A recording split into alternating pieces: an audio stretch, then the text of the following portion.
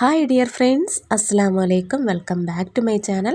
അപ്പോൾ ഞാനിന്നിവിടെ തയ്യാറാക്കാൻ പോകുന്നത് മലബാർ സ്പെഷ്യലായിട്ടുള്ള കായ്പോളയാണ്. വളരെ ടേസ്റ്റി ആയിട്ടുള്ള ഒരു സ്നാക്കാണ്. നമുക്ക് പഴവും മുട്ടയും ഉണ്ടെങ്കിൽ വളരെ പെട്ടെന്ന് തയ്യാറാക്കി എടുക്കാൻ പറ്റിയ ഒരു 4 മണി പലഹാരമാണ്. അതുപോലെ തന്നെ ഒരുപാട് എണ്ണയുടെ ഒന്നും ആവശ്യമില്ല.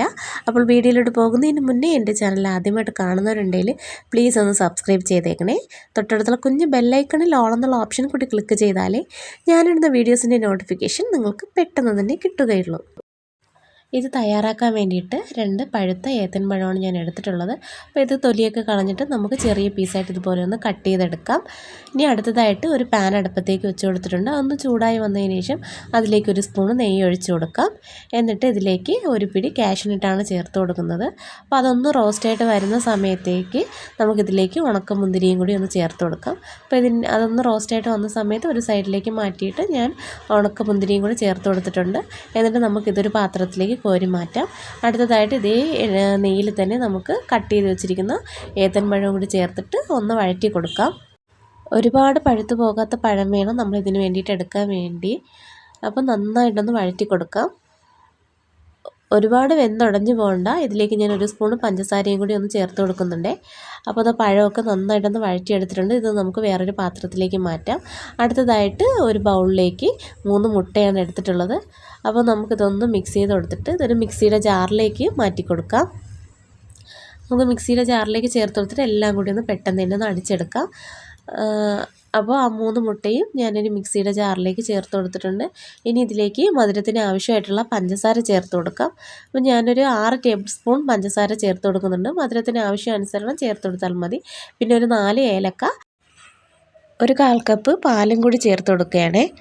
ഞാനത് കാച്ചാത്ത പാലാണ് ഇതിലേക്ക് ചേർത്ത് കൊടുത്തിട്ടുള്ളത്.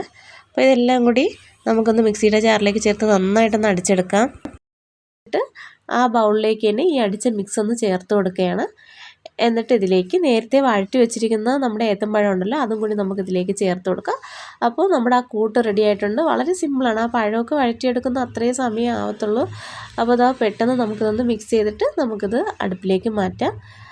അപ്പോൾ 1 സ്പൂൺ എന്തെങ്കിലും കൊണ്ട് ഇതൊന്ന് മിക്സ് ചെയ്ത് കൊടുക്കുക. മിക്സ് ചെയ്തിട്ട് നമുക്ക് നേരത്തെ നമ്മൾ പഴം വഴറ്റിയ അതേ സെയിം പാനിലേക്ക് തന്നെ നമുക്കിത് ഒഴിച്ചിട്ടൊന്ന് കുക്ക് ചെയ്തെടുക്കാം.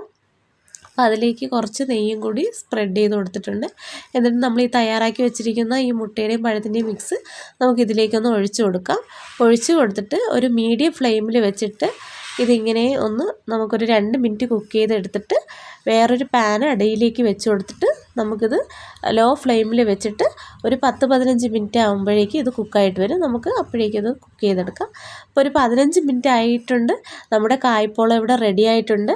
അപ്പോൾ ഒരു സ്പൂണോ അല്ലെങ്കിൽ ഒരു ഫോർക്കോ എന്തെങ്കിലും കൊണ്ട് ഇതേപോലെ ഒന്ന് കുത്തി നോക്കുമ്പോൾ നമുക്കറിയാൻ പറ്റും അത് വെന്തിട്ടുണ്ട്. അപ്പോൾ ഇത്രയേ ഉള്ളൂ. നല്ല ടേസ്റ്റി ആയിട്ടുള്ള നമ്മുടെ 4 മണി പലഹാരം, നമ്മുടെ കായ്പോള ഇവിടെ റെഡി ആയിട്ടുണ്ട്. അപ്പോൾ പഴവും മുട്ട ഉണ്ടെങ്കിൽ നമുക്ക് വളരെ പെട്ടെന്ന് തയ്യാറാക്കി എടുക്കാൻ പറ്റിയ ഒന്നും കൂടിയാണ്.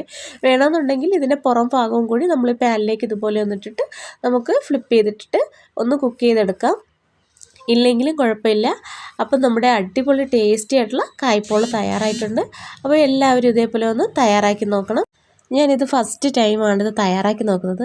അടിപൊളി ടേസ്റ്റാണ്. എല്ലാവരും ഒരു തവണയെങ്കിലും ഇതേപോലെ ഒന്ന് തയ്യാറാക്കി നോക്കണം. അപ്പോൾ എൻ്റെ വീഡിയോ ഒക്കെ ഇഷ്ടപ്പെടുവാണെങ്കിൽ ലൈക്ക് ചെയ്യാനും ഷെയർ ചെയ്യാനും കമൻറ്റ് ചെയ്യാനും മറക്കരുതേ. താങ്ക്